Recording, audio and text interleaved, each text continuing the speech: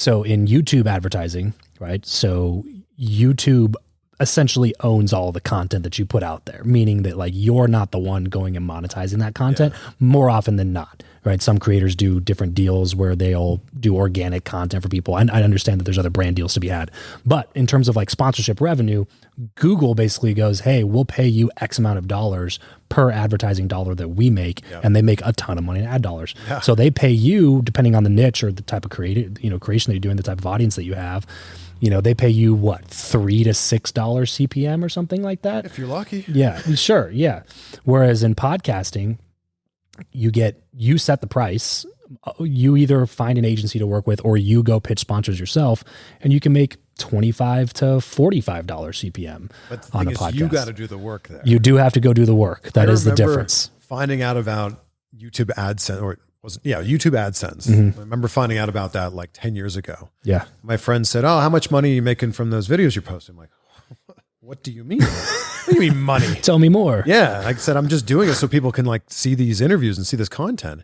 He goes, oh yeah, there's this thing called AdSense. If you just go in there, you click a few buttons, and once you reach $100, they'll pay you out. I said, are you kidding me? Yeah. So I've been like, this has existed the whole time? Like, yeah. So I clicked the button, and it was within like 2 months that I had reached that $100 threshold. I couldn't believe it. Yeah. It's like free money. Literally. So the cool thing about that is you don't have to put in any effort to find the advertisers. Right. You focus on creating, and that's it. And that's a great thing. And I think that what's difficult sometimes with podcasts is you've got to sell somebody on buying that ad space. Then you've got to really show some results, or else they're not going to buy again. Whereas YouTube's just going to go, oh, those ads didn't work for your channel. We'll just try these ads instead. Here's one of the other 3 million people that are buying ads on channels like yours. That is fair. That is fair. But the point being that you don't have to get 100 million downloads or 100 million YouTube views to be able to make that type of money. I think that's really where this creator culture is really heading. Like you mentioned niching down. I really think that like if you have 70,000 subscribers, 7,000 followers on whatever platform it happens to be, and you are so hyper dialed into whatever 100%. Your topic is, that is so much more valuable than someone that has 700,000 subscribers. Right. And even, especially for the advertisers, because you got to think of, you have to think of it. You have to put your mind into the perspective of an ad buyer at one of these massive companies. If they can buy ads on Joe Rogan, if they have the ad budget to buy ads on Joe Rogan, they're just going to buy ads on Joe Rogan. If you're doing a Joe Rogan-esque podcast that's anything about anything and you have 400 downloads, they're not going to take the time to give you $43 to advertise in front of your audience. However, I'll give you a perfect example, dude. My buddy Harry Duran, shout out to Harry. He's had a podcast for a while called Podcast Junkies, and he just interviews podcasters. So he's just, big time loves the podcast industry. And Harry recently started a podcast about vertical farming. I don't know the title. I literally, if I'm remembering correctly, I think it's the Vertical Farming Podcast. I think that is the name of it.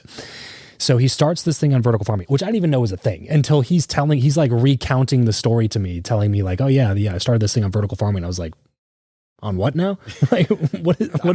I don't know what that is. You know what I mean? So apparently there's this whole sub market or industry of people that are into this like farming vertically, and they build this whole little, thing, but there's all these things to know about it because, you have to get the plants to grow this way. And, you got to use this type of whatever humidifier or, I'm talking out of my ass right now, but, this entire industry that focuses around vertical farming. He starts his podcast. His first 2 seasons, he secured over $70,000 in sponsorship revenue for like 24 episodes for a show that gets, if I had to guess, less than 500 downloads an episode. Like, I don't know the actual number.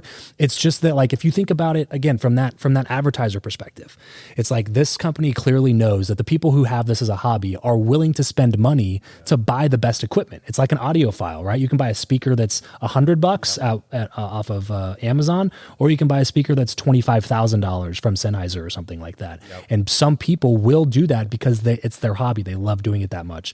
Vertical farming is this random space that exists lists where people just have money to spend on this hobby that happens to cost a good amount of money. Well, these advertisers, they need a way to get the word out about the message that they have, and they're not going to buy ads on Joe Rogan. They're not going to buy ads on Facebook. They're not going to buy ads on Google because the audiences are way too broad. It's like, how do you target somebody with a vertical farming interest on Google or Facebook? Google may be a little bit better because it's search-based, search intent-based.